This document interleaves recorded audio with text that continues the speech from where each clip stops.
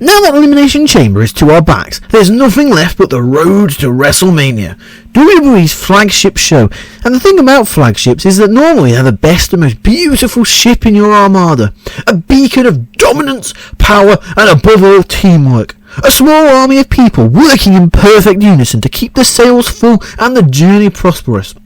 Sometimes, however, the captain of the flagship is an old wrinkled bag of rocks who steers a flagship straight into a different clutch of rocks, and it sinks with all hands lost.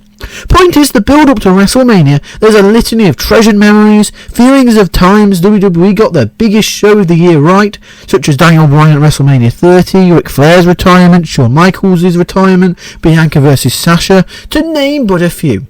But this list is all about the times where fans walked away from WWE's flagship show thinking, bloody hell, that sank without a trace, didn't it?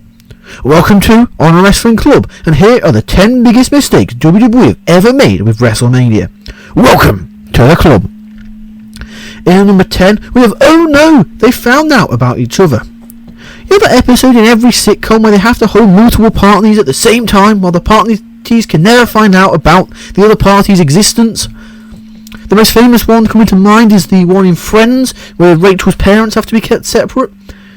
Well, WrestleMania 2 is like that, with one party being held for Vince's parents over in LA, one for Linda's parents in New York, and one for the visiting Japanese dignitaries in Chicago. The original WrestleMania was a huge success, undeniably so. So Vince thought he could triple that success by holding Mania 2 in 3 different arenas, with the gimmick being that each arena would get its own undercard and main event, with the broadcast feed then cutting between the venues. LA would get a bunch of matches, including Hulk Hogan vs King Kong Bundy in a cage. New York would get a bunch of matches, including Mr. T vs Roddy Piper in a bloody boxing match. And Chicago would get a bunch of matches, including the British Bulldogs versus the Dream Team. 2 of those main events are not as good as the other one. What would the audience in each arena do when their live matches were over, I hear you asking? Why? They'd watch the rest of the show on big monitors like the rest of us at home. Thanks for paying top dollar for 1/3 of a live show, idiot. Say what you want about prices this year, at least you get to see the whole show there. It was bad, and they never did this silly idea ever again. In number 9, we have a McMahon in every corner. Let me ask you a question. Why do people love the WWE Attitude Era? Was it for The Rock, Stone Cold, the booming tag division, or the electric mid-card featuring the dream landscape of having Chris Jericho, Chris Benoit, Guerrero and Angle all coming through? No, you silly goose, it was for the McMahon family melodrama. Hot Linda action all day, every day, please. Look at those vibrant, expressive eyes. Rather than running Triple H versus The Rock at WrestleMania 2000, by far and away the hottest feud going at the time, WWE decided to balloon the main event to feature the only just retired Mick Foley and The Big Show. Although apparently this was supposed to be Chris Jericho, but that got changed, but, this is what we ended up with. As well as this ballooning, though, unnecessarily so, they decided to balloon it even further, so it was looking like Violet Beauregarde in Charlie and the Chocolate Factory, when she eats the gum and turns into a big blueberry. It was looking like that. As well as each competitor being in the match, 4 of them, it should just be 2, but there's 4 of them now, each one will be managed by a different member of the box of seagulls that was the McMahon family. Mick had Lindatron, Triple H had Stephanie, at least a bit of storyline reason there. The Rock had Vince for Shrug, I guess he was corporate champion about 18 months earlier, so fine. And Big Show had Shane. And talk about ripping the heart right out of your main event. The end result was fairly heatless and often confusing. Mick Foley teaming up with the man who retired him a month earlier, Triple H, to take on The Rock. Okay, the Rock and Sock connection had been like the previous year. What? Eventually, we did get down to the match we all wanted to see of the Game versus the People's Champion, which ended with, you guessed it, another McMahon family swerve. Oh, brother, and sister, and mother, and father. I wish we would eventually get that one-on-one match at Backlash, but damn, why don't you just do that match at Mania? In number 8, though, we have WrestleMania 9's main event. Very few wrestling companies have ever changed so drastically and much in one calendar year as WWE did from 1992 to 1993. Between Manias 8 and 9, Ric Flair had fled back to WCW, the Ultimate Warrior had been fired again, and the steroid scandal hit the industry like a suspiciously veiny frog splash. WWE's favourite doctor, the pharaoh of muscle juice, Dr. Zahorian, had been indicted for distributing steroids, and he named a laundry list of WWE stars he had provided them to throughout 1992. This saw a mass exodus of wrestlers, with the most massive Hulk Hogan chief among them. Sid was gone, Bulldog was gone, Vince saw that Macho was too old to go, so put him on commentary, and the company began to scramble to piece together a new main event scene being led by Bret Hart, whose biggest muscle was his big wrestling brain, also his gigantic wrestling penis. WrestleMania 9 could have been the big changing of the guard, a high-profile win for Bret to cement his place at the top of the company. Instead, Vince got cold grapefruits, brought back a much slimmer Hulk Hogan, and contrived a ludicrous company reset, while Hulk Hogan managed to win the WWE title in a match he wasn't even in. Sorry, Bret. In number 7, we have Baron Corbin retiring Kurt Angle. Well, this one's personal. It's no secret to anyone with a memory bigger than a goldfish that Kurt Angle is one of my favourite wrestlers of all time. Best in the ring, one of the best heel characters ever, an unparalleled mix of comedy chops and being able to stretch a soul out through your goddamn nose. Kurt Angle returned to WWE as a full-time personality in 2017, following a great run in TNA. And sure, he couldn't go half as well as he once could a decade earlier, but hey, at least he got to be in that Shield that one time. Look at this stupid picture. Delightful. It's like a dad going out with his sons on Halloween. 2019 rolled around, however, when it became really obvious that Kurt really couldn't go anymore. This led to his retirement match at WrestleMania 5. The man selected to be his final opponent? Constable Bloody Corbin, the hotel bartender who had spent the previous year ruining Raw, was Kurt's final opponent. And that's not me saying that as in like a joke thing. That is what WWE, the company, on an episode of Raw, blamed for Raw being universally agreed as crap. They blamed that on Baron Corbin. Say what you want about the man's wrestling ability, he didn't deserve that, to be fair to him. However, they didn't choose John Cena, AJ Styles, not Samoa Joe, nor Chad Gable. This goddamn guy. Sure, the match wouldn't have been good regardless, but there were a few options that would have made sense of and would have had a sense of emotional resonance and a mathematic closing of a circle. But no, Baron Corbin pinned him clean as you like, as my heart shattered into 1,000 pieces. In number 6, we have WrestleMania 8's main event. WrestleMania 8 is often regarded as the official end of the Hulkamania era of WWE, because WrestleMania 9 sure as bloody Christ doesn't count. Again, sorry Bret. In fact, Mania 8 was partially sold on it being a farewell to Hulk Hogan because of the steroid writing being on the steroid wall. And what was touted as Hulkster's final match? Well, how about some historical context first? Throughout the 80s, while Hulk Hogan was the leader of the Fed, Ric Flair was the man in WCW. No, not Becky Lynch. No, different person. Midway through 1991, a change of WCW management led to Flair heading over to the enemy camp, and boy did WWE milk this for all they could, going so far as to have him turn up initially with the big gold belt, proclaiming himself to be the real World Heavyweight Champion. Targeting Hogan, Flair then cost Hulk his title at Survivor Series 1991. He would win the belt at Rumble 1992. Everything was in place for Mr. WWE versus Mr. WCW at WrestleMania 8. Who did Hogan fight in the main event? Sid Justice, ending in a DQ with nothing on the line. What? The biggest interpromotional dream match that fans were salivating over in the 1980s, and they didn't run it in 1992. Allegedly because Hogan vs Flair didn't draw on the house show circuit. A historic matchup wasted. WCW would then of course do it in 1994, and it drew a huge buy rate. Good job everybody. In number 5, we have WrestleMania 27's main event.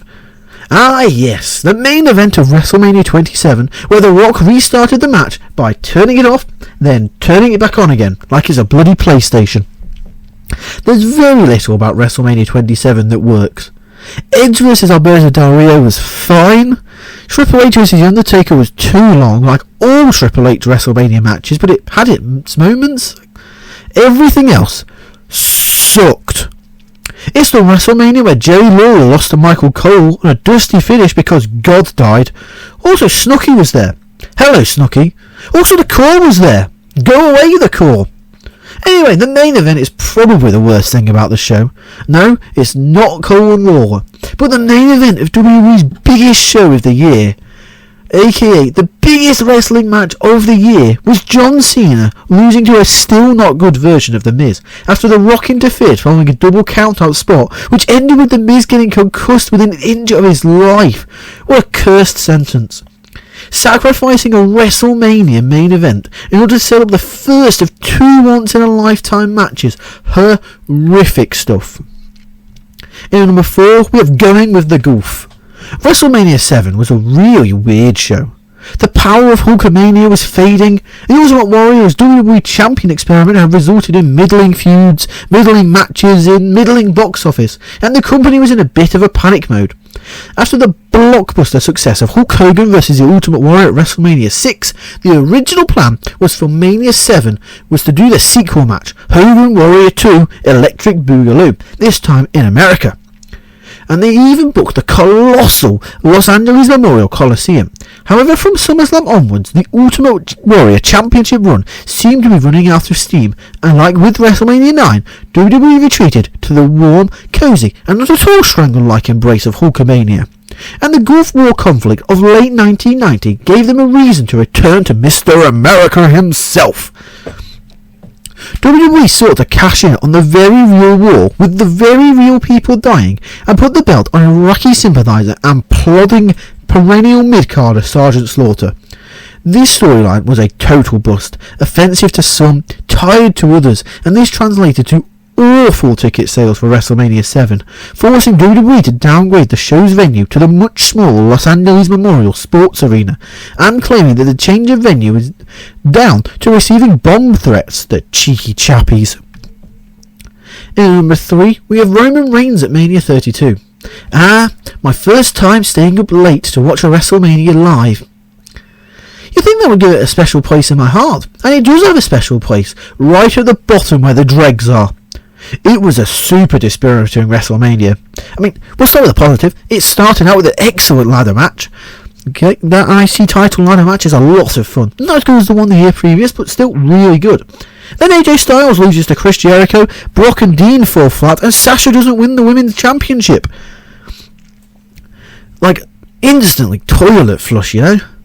The sheer amount of nostalgia on the show as well dragged it out way too long, and worst of all was that bloody main event. The babyface coronation that nobody wanted, and despite making it very clear that this was not the way to go, crowning Roman Reigns as champion and taking bloody 27 minutes to do it. I believe the term is crushing inevitability. A boring match to get a result that the overwhelming majority of hardcore fans, aka the WrestleMania fans in attendance, didn't want to see. It was a bad scene, gang. I remember talking to my dad and us both being incredibly sad about it after the show, and that's not exactly the way you want your fans to feel after the biggest show of the year, especially when it's supposed to be a milestone in the ascension of your top star. I don't want to imagine what it was like for those who've paid to go and see this live. Roman was a mistake here. They should have gone with Dean. In number 2, we have turning Austin heel. The ending of WrestleMania X7, the best WrestleMania ever, is iconic. The picture of Austin shaking Mr. McMahon's hand, aligning with his long-term antagonist in order to win the WWE Championship, selling his soul to Satan himself, is burned into our minds as the ultimate full stop on a dramatic, thrilling, often beautiful night of wrestling. It wasn't a bad angle by any means, and didn't make a whole bunch of sense, and after everything they put each other through, the fact that Austin and McMahon could bury the hatchet. Also, didn't really make sense to do this in Texas, where you couldn't pay people to boo Austin. I mean, he could have used a puppy and beaten The Rock to death with the puppy, and they still probably wouldn't have booed him. There is a lot of stuff here, and this isn't a comment on Austin's heel run. As we just said, there's a lot of good stuff in this heel run. It's just the timing of it. The crowd weren't ready to boo Austin, and the wider world wasn't either. Certainly not with the biggest other option as a babyface in the company, leaving right after Mania to go film something about Scorpion King. I don't remember if it's Mummy 2 or if it's the Scorpion King film. Who were the other certified face main eventers left in town? Undertaker, I suppose. That's even if the fans wanted an Austin heel run, and they didn't. Without The Rock to make an instant feud of it, the hottest act in wrestling suddenly found himself alone at the top of the mountain, and people were confused. A great moment, but a poorly timed decision, one that even Austin himself publicly regrets. And number 1, we have Too Bloody Long. Right, if we haven't already bagged on WrestleMania 32 enough, and cosmically we really haven't, there's another reason why it makes the list. Is because WrestleMania 32 started what thereafter became a yearly tradition of WrestleMania being too bloody long. A WWE pay-per-view is 3 hours. WrestleMania is 4 hours. Those are the rules. Allowing the exception of the Royal Rumble, that can also be 4 hours because you've got 2 hour long matches on there, and maybe a couple of other matches that might go a bit long. So you can have the Rumble as 4 hours and Mania as 4 hours. The rest are 3 hours. With the WWE Network obliterating the company's once desperate reliance on the pay-per-view structure, such rules went out the window, and from 2016 onwards, the running lengths really started to creep up. WrestleMania 32 was 4 hours and 40 minutes. That's too long.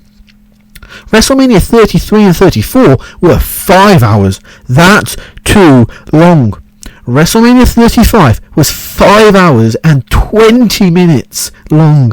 That is too flipping long. Also, none of these run times I just mentioned include the pre-shows. What horrible reality is it when we're all Bruce Bolstrotters, but the chocolate cake is wrestling? WrestleMania 35's horrific runtime was so insane that it legit caused a minor transportation crisis, overrunning the times that the subways closed in New York. How is anyone supposed to care about wrestling after 5 hours? How are they supposed to care about anything after 5 hours?